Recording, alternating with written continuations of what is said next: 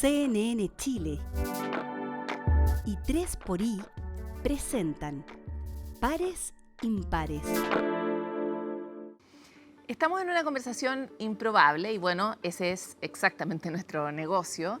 Pero hemos convocado a dos personas que habitualmente están en los paneles de política comentando la contingencia y les hemos ofrecido una pausa en sus vidas cotidianas para venir acá a hablar de lo otro, de las cuestiones muy profundas e importantes para los seres humanos, como son el encuentro, la cohesión social, pero para la que en general tenemos muy poco tiempo, y por eso les queremos agradecer mucho a Pablo Ortúzar y Jimena Jara por estar hoy con nosotros. Jimena Jara, experta en narrativa política; Pablo Ortúzar, investigador del IES, columnista, profesor. Muchas gracias a ambos de verdad por estar aquí. No, muchas gracias por la invitación. La primera curiosidad que tengo es ¿por qué aceptaron venir? Siempre están en otros tonos, en otros temas. ¿Qué les parece interesante de hablar de la cohesión social? No, para mí es un tema fundamental, obvio, que está muy vinculado a la autoridad política y hay pocos espacios para conversar como con tranquilidad y pausa, este tipo de cosas. Así que no dudé en aceptar la invitación. En mi caso, la cohesión social es una cuestión que me importa muchísimo. Yo estudié ciencia política. Hice el magíster que solo estudiaban 5 personas, que eran instituciones y procesos políticos. Entonces, los procesos políticos, cómo la gente se junta en torno a ciertos principios, cómo la gente se siente parte o no se siente parte, son súper importantes en la narrativa larga de las cosas. Entonces, encantado. Oye, ustedes y yo compartimos probablemente con buena parte de esta audiencia la realidad de haber nacido en el viejo mundo, ¿no? Y el viejo mundo era un mundo con otras reglas. Era un mundo bastante más predecible. También nuestro país era bien distinto. Era un país donde se premiaba mucho la unidad más que la diferencia. Podríamos decir que eso puede que esté todavía en el gen más profundo. Era un lugar donde las tasas de polarización y los efectos de ella no los vivíamos tan cotidianamente, y si los veíamos un poco más lejos. Pero ahora estamos en este mundo, y ese mundo también ha llegado a nuestra propia política y a nuestra propia cotidianidad. Y mi primera pregunta es si ustedes creen que es un camino sin retorno, o si existe eventualmente alguna tecnología humana, desde esta hasta cualquier otra, que permita revivir ese mundo donde podíamos estar más juntos. Pablo. Bueno, yo creo que hay hartas cosas que aglutinaban que se han ido disolviendo y perdiendo. Y ese proceso no ha sido simplemente por malas razones. O sea, la decadencia, por ejemplo, la influencia de la Iglesia Católica, el cuestionamiento al ideal de familia y de la institución familiar. En el fondo hay todo un proceso de integración de lo que no estaba integrado, también de crítica hacia instituciones que habían abusado históricamente de su poder. Y la pregunta es, bueno, está bien, y todo esto va de la mano con el crecimiento de un sujeto consumidor que se siente soberano en ese ámbito, en elegir lo que consume, y donde el mercado refuerza constantemente esa libertad para elegir, ¿cierto? Pero eso tiene que tener un límite porque los países necesitan de ciertas costumbres compartidas, de ciertos consensos compartidos para poder, digamos, sostenerse, proyectarse en el tiempo, desarrollarse. Y si no existen esos elementos comunes, lo que lo reemplaza no es como la libertad de cada uno, sino más bien la decadencia social, o sea, la anomia y la agresividad, ¿cierto? La incapacidad de ponernos de acuerdo en priorizar algunas cosas por sobre otras, finalmente hace que básicamente se naufrague. Yo creo que la idea de que antes era un mundo más unido, o un mundo en donde era menos la polarización, depende de dónde pongamos el antes. Las secuencias comunicativas se puntúan de distinta manera. Entonces nosotros podemos decir que el mundo de la concertación, que es el mundo en el que a mí me tocó ser joven, era un mundo en el que eran muy importantes los consensos, pero el mundo inmediatamente anterior y anterior al anterior era altamente polarizado, ¿cierto? Entonces nosotros enfrentamos unas décadas ya de fines de los 60 y 70 muy polarizadas. la previa, por supuesto, del golpe de Estado y la dictadura, fueron épocas de visiones, no de unidad, de visiones completamente contrapuestas respecto de lo que debía ser Chile y respecto de los eventos recientes. Esa contraposición no se resolvió en los 90, pero sí hubo una unidad que yo creo que era una unidad postraumática en un sentido, Sí, ¿cierto? sin duda. Como había sido tan doloroso el habernos desencontrado de esa manera, teníamos una urgencia por ponernos de acuerdo, ¿cierto? Teníamos un dolor y un naufragio existencial del no haber podido pertenecer todos a lo mismo. Y teníamos muchas ganas de pertenecer todos a una misma cosa, ¿cierto? Pero también hay una situación material que permite eso, Claro. que es la superación de la pobreza, de la pobreza brutal, que había sido lo que le había dado impulso a los proyectos, a estas planificaciones globales de los 60, 70. O sea, Chile, está el libro de Arturo Fontaine Talavera, que decía todos querían la revolución. El malestar que había en Chile, producto de la migración campo-ciudad, y la miseria urbana masiva que se había generado era generalizado. Digamos, todos sabían que había que hacer algo más o menos radical para terminar con esa situación.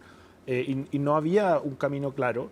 Y luego, claro, la modernización capitalista de alguna manera despeja ese camino, y eso permite también el ambiente de consenso de los 90, que es postraumático. Claro, pero el crecimiento de los 90, ese crecimiento del 7%, la creación de empleo, esta idea de que estábamos en un mundo nuevo, un mundo con más libertades, un mundo donde el individuo está menos constreñido, porque también hay más consumo. Entonces, tengo más posibilidades, Claro, pero y eso me permite ser parte de lo mismo. A partir de eso, creo yo, por eso que lo señalo, como no solo por hacer el punto de la cuenta larga, sino que a partir de esa sensación que sin embargo dejaba fuera un montón de aspectos todavía como de reivindicaciones sociales, se gesta, y yo aquí quiero reconocer, por ejemplo, a Tomás Mulián, un sociólogo, filósofo, que a fines de los 90 dice, no estamos tan contentos, no estamos tan unidos, la gente está muy sola. La gente está refugiándose en el consumo porque tiene un vacío existencial que es otra cosa, ¿no? Y a partir de ese vacío que se va haciendo cada vez más grande, vuelve a aparecer la polarización, vuelven a aparecer caminos de radicalización y vuelven a aparecer otros tonos cuando empiezan a desaparecer los horizontes largos, creo yo. Por ahí creo que van. Yo los quiero llevar, sí, por supuesto que la escala cambia todo. Sin embargo, no puedo evitar recordar una conversación que tuve con un biólogo evolutivo que me decía, no existe la posibilidad de transformarnos o de encontrar nuevos acuerdos y nuevos puntos si es que no hay colapso. Y algunos entusiastas esperanzados habríamos querido que no necesitáramos un colapso. Sin embargo, hoy estamos un poco enfrentando nuevos colapsos. O sea, podríamos comparar la migración campo-ciudad hoy día con la irrupción de la inteligencia artificial y lo que va a traer en las sociedades. Definitivamente ya no tenemos un 7%, andamos queriendo más, pero no es tan fácil tampoco llegar y crecer mucho más o volver a estar en una situación acomodada. Y por otro lado, el mundo se está pareciendo mucho más al mundo de mediados del siglo pasado que al mundo que conocimos nosotros, que era un mundo donde también parecía que el trauma había sido suficiente como para no querer más guerras, ¿no?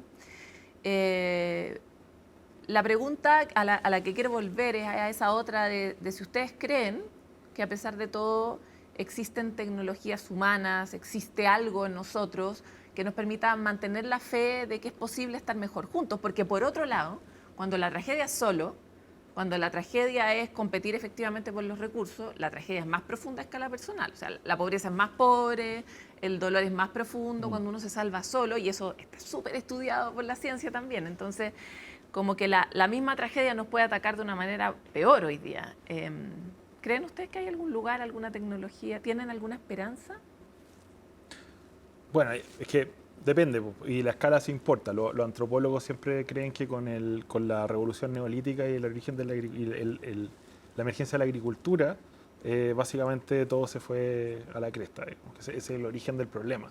Y si no hubiéramos mantenido como cazadores-recolectores, para lo que nuestros cuerpos además están diseñados, y por eso el sedentarismo es tan severo, estaríamos mucho mejor. Pero saliendo de ese tipo de escala, uno que puede... es un poquito difícil empatizar, además. Claro. La verdad es que yo creo que Chile tiene el potencial para proyectar un país que es mejor, porque además hemos construido un país mejor. o la emergencia de las clases medias en Chile, en verdad, comparado con el resto de Latinoamérica, comparado con la historia larga de Chile, es un evento, digamos, positivo, muy complicado, difícil de procesar, pero es algo positivo. El desarrollo capitalista chileno permitió que emergiera una clase media. Esa clase media son personas que, en fondo, logran explorar y construir su subjetividad en el contexto del mercado. Yo creo que en esto Carlos Peña ha logrado ser majadero con un punto que es muy importante. Y claro, eso puede lleva a un montón de problemas. El Estado es muy distinto servir un Estado al servicio de clases medias que un Estado que se dedica a sacar gente de la pobreza nomás. La subjetividad de las clases medias es complicada, son mucho más variadas, hay mucha más variedad de subjetividades en el fondo, pero ese es pero en el fondo uno puede reconducir esto a la construcción de ciudadanía, de una ciudadanía, digamos, de un país variado, de un país con distintas opiniones, con el desarrollo de distintas actividades, con un mercado pujante, digamos. Yo veo ese futuro a la mano, digamos.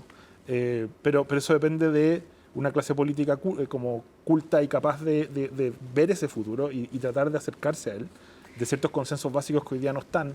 Déjame interrumpirte ahí porque, y sin embargo, hablábamos antes de empezar esta entrevista sobre que cada vez hay menos lugares donde hayan distintos. Ustedes dos, a no ser en un panel como político, probablemente tampoco se juntan tanto, y hoy día esta sensación de parece que estamos peleando mucho también está produciendo efectos en las familias, en los diálogos. La política está siendo una razón de mucha distancia, de mucha diferencia y de mucha confrontación. Entonces, ¿cómo se cultiva esa semilla en la clase media que eventualmente tiene este potencial que tú planteas? Con esta condición de borde, y cómo se cambia. En el fondo, lo planteo a propósito de lo que dices la política. ¿Quién tiene la tarea de hacer que eso ocurra y cómo funciona y cómo lo hacemos? Acá, yo sé que es una pregunta grande, pero acá tratamos de buscar esos caminos. ¿Cómo se hace? Yo creo que los caminos son, o sea, como primero son responsabilidad de todos, ¿no? Y creo que hay un componente ideológico, filosófico, que tiene que ver con el crecimiento de este individuo, que decía Pablo, con la idea del individuo mucho más que el colectivo, mucho por sobre el individuo, y eso nos hace ciertas cosas. Cuando nos entendemos solo como un colectivo y desaparece el individuo, pasan unas cosas, algunas buenas y otras pésimas. Cuando solo emerge el individuo y desaparece la idea de lo colectivo, también pasan cosas. Algunas pésimas y otras buenas. Y estamos enfrentando esa situación del superávit de individuo en el fondo, donde yo, individuo, elijo mi menú musical, donde elijo mi menú noticioso, donde elijo con quiénes conversar, y hay un componente ideológico que está servido, que tiene que ver con esta lógica del individuo movilizando todas sus redes y solo. Yo estoy hicimos, ya está al aire, un podcast que se llama Miedo, que tiene 5 episodios y cada uno de ellos explora un miedo de la sociedad chilena distinto del miedo de la delincuencia, que es un miedo que todos sabemos que tenemos. Entonces, está el miedo de la soledad, está el miedo de que nadie me cuide y de cuidar a mis padres, está el miedo de no tener dónde vivir, está el miedo de los migrantes y a los migrantes. Y lo que te puedo decir que es común en todos esos miedos, que fue como una pequeña tesis cada uno de esos episodios, es que la gente se siente muy desamparada y muy sola. Entonces, por un lado, siente la exigencia de tener que rendir sola, de cumplir, ¿cierto?, de ser suficiente, porque tiene oportunidades, o sea, las libertades, entre comillas, existen, pero no lo estoy logrando y no quiero decirlo, y es muy difícil. Entonces, hay toda una dimensión de la postergación a partir de puros individuos que tratan de salir y que en el fondo sería cosa de como un poco abrir la puerta y un poco organizarse. Pero hay un componente también que no es ideológico, o que es ideológico, pero que tiene un driver que es tecnológico, ¿cierto? Entonces hemos hablado casi excesivamente de lo que ocurre con las redes sociales, y cómo las redes sociales van construyendo cámaras de eco, repiten lo que yo quiero, y básicamente hoy día con la inteligencia artificial ese riesgo es exponencialmente mayor, porque yo puedo estar solo en el universo y la inteligencia artificial va solo a profundizar lo que soy yo, ecos de mí mismo, derivadas sobre mí mismo, etcétera, ¿cierto? Y voy a perderme del otro y de la diferencia. Entonces hay un componente que es tecnológico, pero también las formas de hacer política van obedeciendo a esas maneras de viralizar. Entonces, este programa probablemente es menos sexy, entre comillas, como en el algoritmo, que otros programas de confrontación, ¿cierto? Porque no tiene esos puntos altos y porque la rabia moviliza muchísimo. Eso está estudiado, tú lo sabes. Entonces, hay una forma que tiene que ver con las redes sociales, con cómo hacemos los algoritmos, pero también cómo los políticos aprenden a utilizar esos dispositivos, no para el encuentro, sino para el disenso. O cómo los políticos son entrenados por el algoritmo. Sí, claro, son entrenados por el algoritmo, y como cualquier consultoría que tú hagas de comunicación, yo estoy en ese mundo, tiene que ver con pegar, ¿cierto? Porque esto va a subir, te va a aumentar los seguidores, vas a ser más visto. Entonces, la rabia alimenta muchísimo, pero también quienes estamos en la política obedecemos esas lógicas. Yo debo decir una cosa que bueno, quizá alimenta el algoritmo. Mientras sea por pares impares, ¿Vas a pelear conmigo? No, yo creo que no. Pero sí quería poner un punto arriba de la mesa. Yo, progresivamente, en mis debates con la izquierda chilena, que yo creo que fue tomada por lo que hoy día se llama política de la identidad, pero que antes le decíamos posmodernismo, me voy dando cuenta que mis posturas tienden a ser cada vez más colectivistas y autoritarias en algún sentido, más asiáticas, podríamos decir. Y lo que veo al otro lado son posturas que dentro de su propio lenguaje podríamos describir como neoliberales. En el fondo, un Estado que te asegure que como individuo no tenga que interactuar con nadie para que tener asegurado todo lo que tú tienes que tener asegurado. O sea, un individuo aislado de los demás gracias a un Estado paternalista, proveedor, digamos, que los libera de los vínculos sociales. Y esa visión, esa idea de estado de bienestar, a mí me parece problemática y dañina al final, porque lo que hace es potenciar, digamos, justamente la idea de un individuo soberano, ¿cierto?, construida en el ámbito del mercado. Y me he ido convenciendo, al igual que el Partido Comunista Chino, al parecer, de que se necesita un cierto grado de confucianismo y de espacios donde, digamos, seamos iguales y haya estructuras que deben ser respetadas. Estemos todos obligados a algo. Claro. Y eso tiene que ver con muchos elementos que están arriba de la mesa. O sea, toda esta semana hemos visto lo que está pasando en los colegios. La pérdida de respeto por los profesores, los apoderados que se ponen del lado de los alumnos constantemente. O sea, justamente en la lógica del mercado. Oye, mi hijo no se entretiene consumiendo tu clase, digamos. Entonces, ahí yo creo que tenemos que recuperar, yo digo autoritarismo, pero es autoridad, ¿cierto?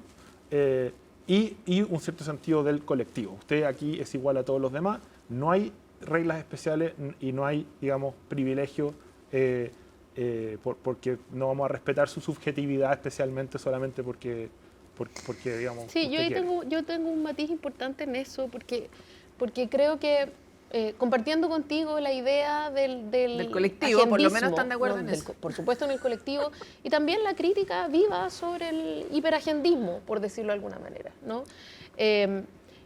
Creo que estos dos modelos de autoridad, la Katia Araujo lo ha examinado largamente, ¿no? Esta idea de que la autoridad es relevante porque establece un orden, pero también porque sabe arbitrar el conflicto, administrar el conflicto. Entonces necesitamos una autoridad.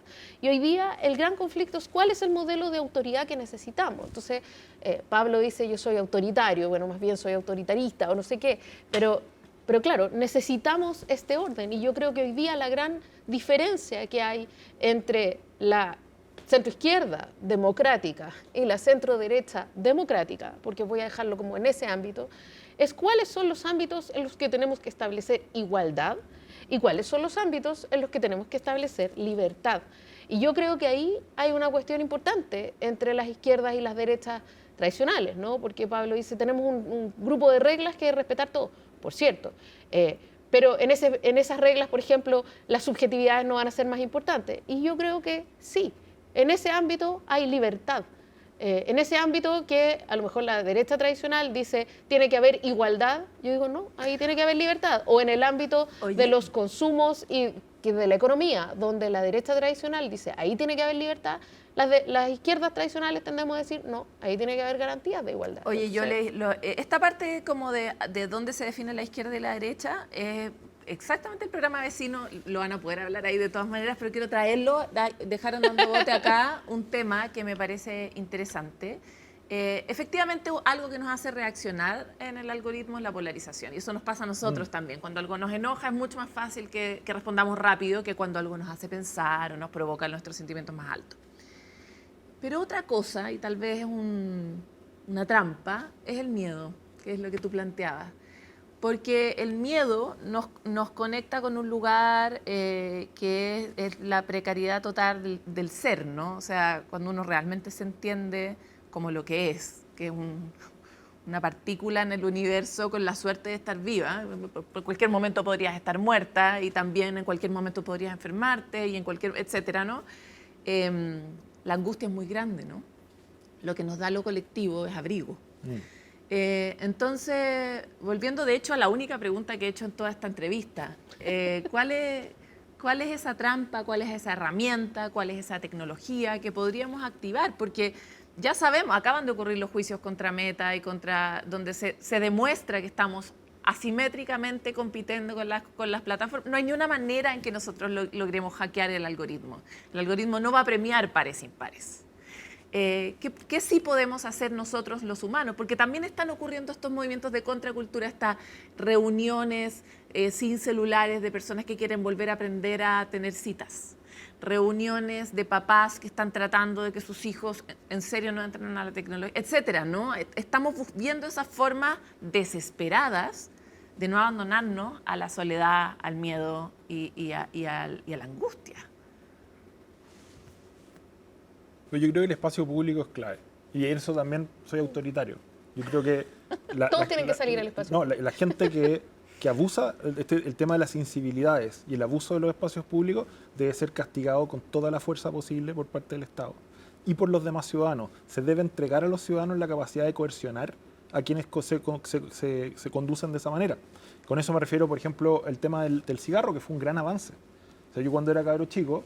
Todo el mundo fumaba al lado de uno. Todo el mundo fumaba en todos lados, digamos. Hoy día nadie. Y no es que haya un policía en cada lugar, sino que es una incivilidad que se castiga duramente socialmente. Y como eso hay otros temas. A mí me gusta ese camino, el de la coerción espontánea. Ya, pero digamos. Sabemos que la coerción por sí misma no resuelve todo. O sea, no, imaginemos pero, que nadie más rompe el espacio público. ¿Cómo haces que se use? Pero claro, es que cuando tú liberas, ¿qué ha sido la razón por la cual Bukele, por ejemplo, le ha ido tan bien? A pesar de que a mí, yo creo que ahí están jugando con fuego de manera evidente. Ahora, entre que no exista el Estado y hay un Estado que tienda a la dictadura, yo siempre me voy a quedar con lo segundo.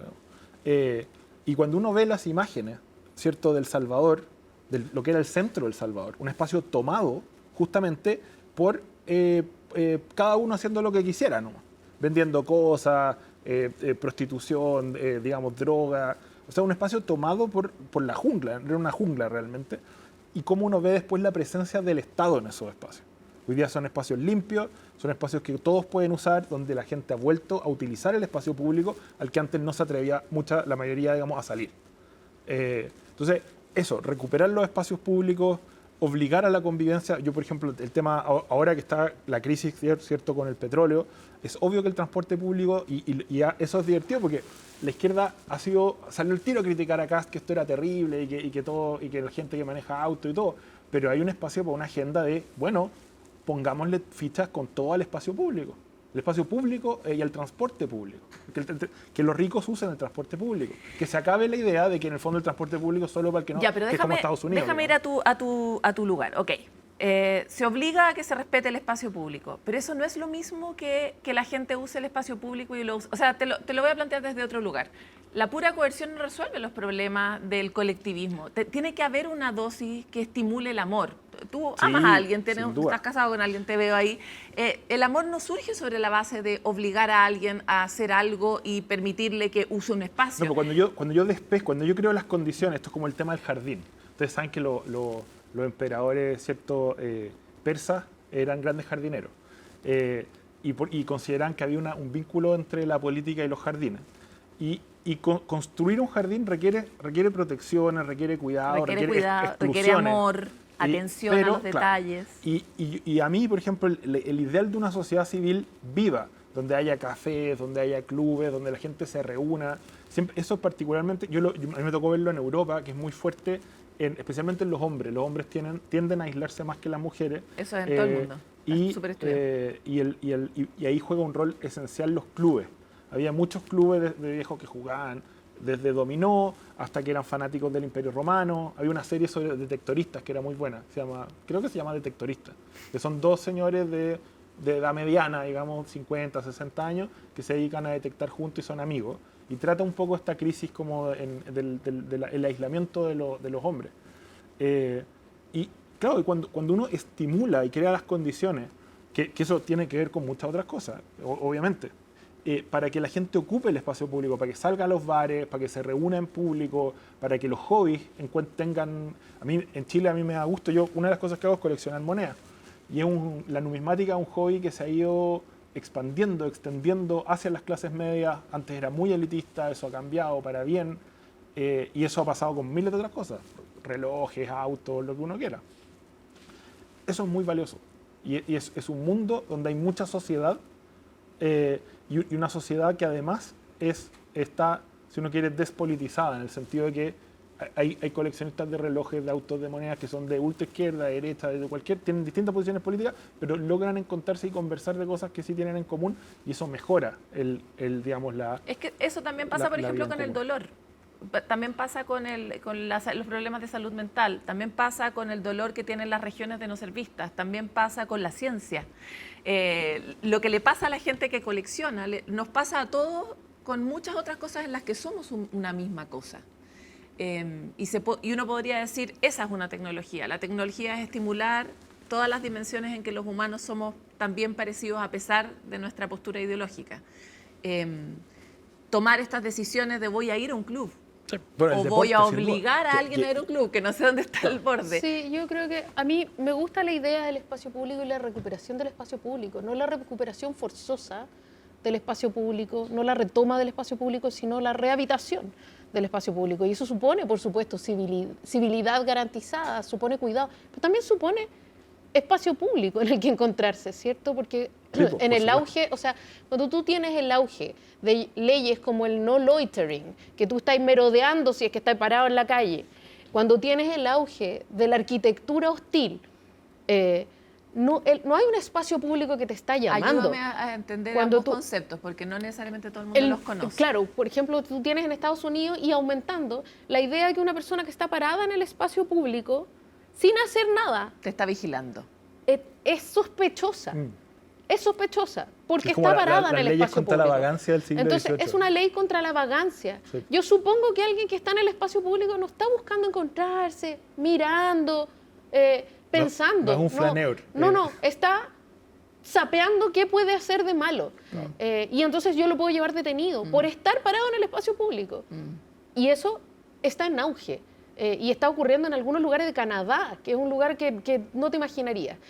O la arquitectura hostil, que son estos palos, estos banquitos que se ponen para que uno no se siente y evidentemente para que no se instalen comercio ilegal, el comercio ilegal, que no se instale la gente a drogarse, en fin, la gente el urbanismo hostil se defiende de una manera bien distinta del urbanismo que incluye. Claro, luchar contra la degradación del espacio público suprimiéndolo no es la mejor, o sea, no es algo que tenga haciéndolo sentido. público, entonces, lo que quiero decir es que como la idea del espacio público supone que exista un espacio público que pueda ser utilizado, ¿cierto? Y eso no está garantizado de manera uniforme, no está garantizado en todas las comunas, no está garantizado, ¿para qué hablar de las áreas verdes, etcétera?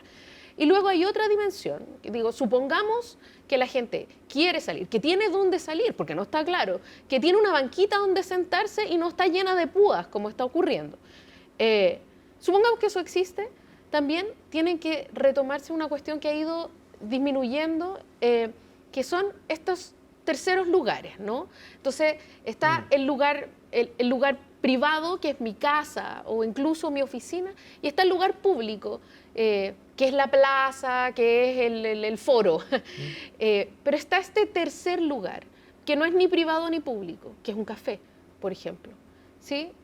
Sí, los pubs, que es, los cafés, los que es bares, incluso sí. un work café. Es un pub, es un club de canastón, es un centro del adulto mayor.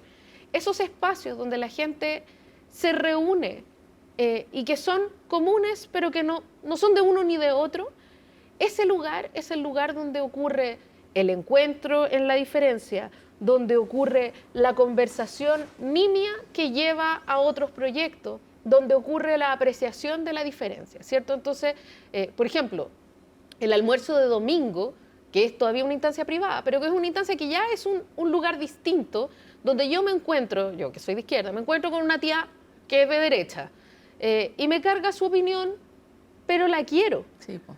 Entonces puedo estar de acuerdo en que nunca nos vamos a encontrar en esta cuestión, pero yo la quiero, voy a ir a su cumpleaños, me importa que esté bien, ¿cierto? Nos pasa a los panelistas de foros políticos que vamos con una disposición y nos vamos encontrando con el otro y nos vamos queriendo y nos vamos apreciando. Y eso está de suyo en la humanidad, ¿cierto? Yo me voy a ir encontrando con gente Pero hay y que voy a ir intencionarlo. relacionándome.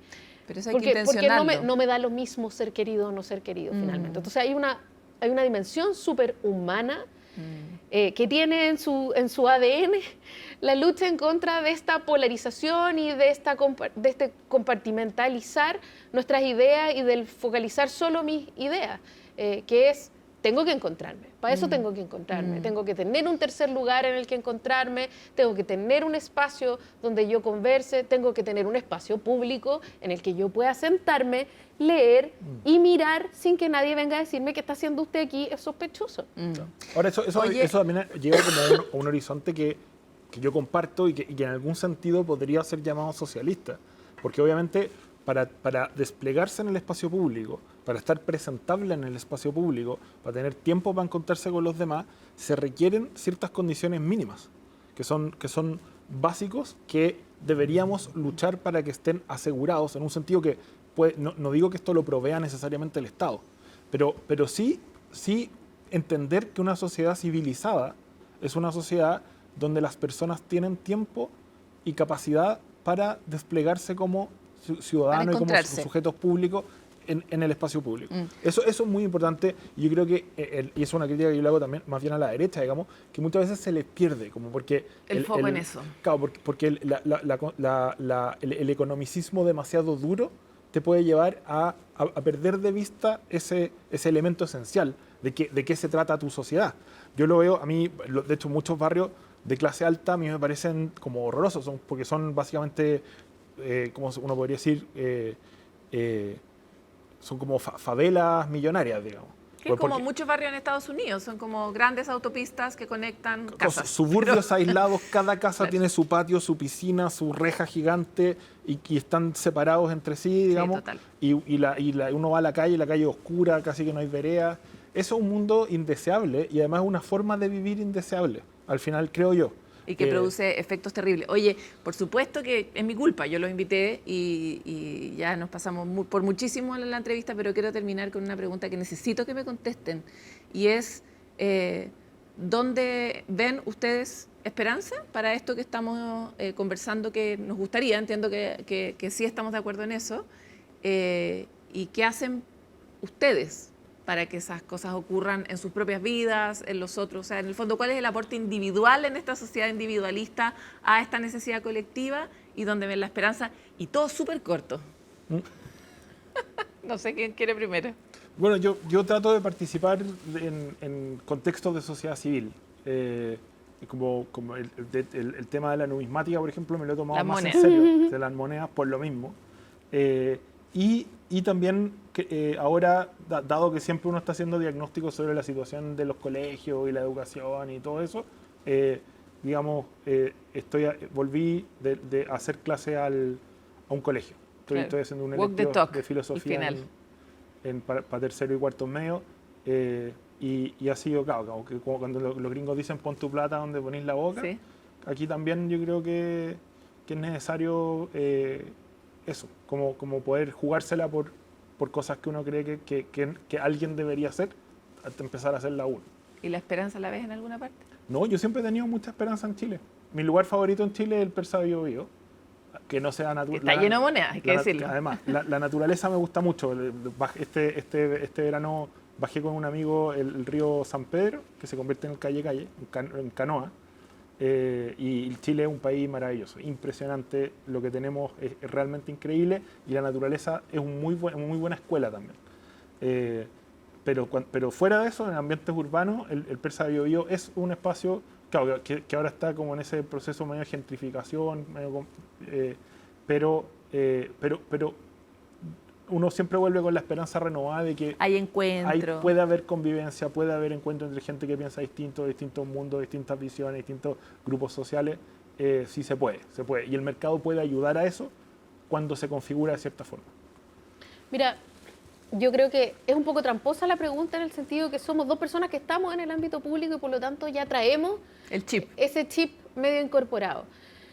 Pero creo que hay cuestiones que están pasando a nivel lentamente a nivel global que a mí me dan esperanza. Por ejemplo, la regulación de las redes sociales para los menores de 16 años. O sea, sacarlos de ahí, ¿no? La obligación o la prohibición en los colegios de llevar y de tener el celular disponible. Totalmente. Me parece que eso te dispone al encuentro. No tienes otro remedio más que encontrarte con el otro. Me parece que eso a mí me da mucha esperanza. Y en lo personal, voy a un club de lectura. Eso abre nuevos espacios, clubes, sí, claro. Además de los paneles y etcétera. Y estoy constantemente buscando proyectos como podcast y otras cosas en las que uno trata de entender la subjetividad, que a Pablo no le gustan las subjetividades particulares, pero entender de qué manera esas subjetividades se imbrican, en qué espacio uno puede vencer el miedo o conjurar los miedos y juntarnos todos para estar asustados juntos y entonces a lo mejor estar un poco más protegidos, ¿no? Esos son espacios que a mí me importan mucho, en los que participo todo el tiempo y que creo que tienen que resistir. Pero como te digo, para mí el encuentro es el sine qua non. La reconstrucción de, como dice Pablo, la conversación pública, del encuentro en estos terceros lugares. Para mí, estos terceros lugares que además sirven de traducción entre la élite política muy desconectada y la ciudadanía, es un espacio para reconstruir sentido común. Hay un momento también que a mí siempre que me da tremenda esperanza, que es cuando en el metro, la escalera, cuando no está lleno, obviamente, la gente tomamos, ¿cierto?, el lado derecho y dejamos pasar a los que van más apurados. Y eso es un gesto de civilidad. Te conmueve. Profundo. Cada vez que es como, me siento como cuando cantamos el himno nacional, cada vez que estoy en esa fila subiendo las escaleras mecánicas del metro. ¿Cuál es tu moneda favorita? ¿De Chile? De las que tienes. Eso está difícil. El tetradracma de Atenas con el búho, ¿cierto?, y Atenea siempre es muy seductor, pero la moneda chilena, la primera moneda chilena, que es el peso de 1817, que tiene por un lado un volcán haciendo erupción, ¿cierto?, y al otro lado como un símbolo masónico de la libertad, como una luz, como razón. Me encanta porque tiene esos dos elementos. Esas dos identidades de la Chile. La libertad como erupción, como naturaleza, ¿cierto?, y la libertad como un proyecto racional, digamos, ilustrado. Oye, ha sido muy ilustrativa de quiénes son ustedes y hoy ha sido de verdad un gusto tenerlos encontrados aquí en nuestro programa Pares Impares. Gracias por venir. Gracias, Pablo. No, muchas gracias por la invitación. Pares Impares fue presentado por CNN Chile y 3xI.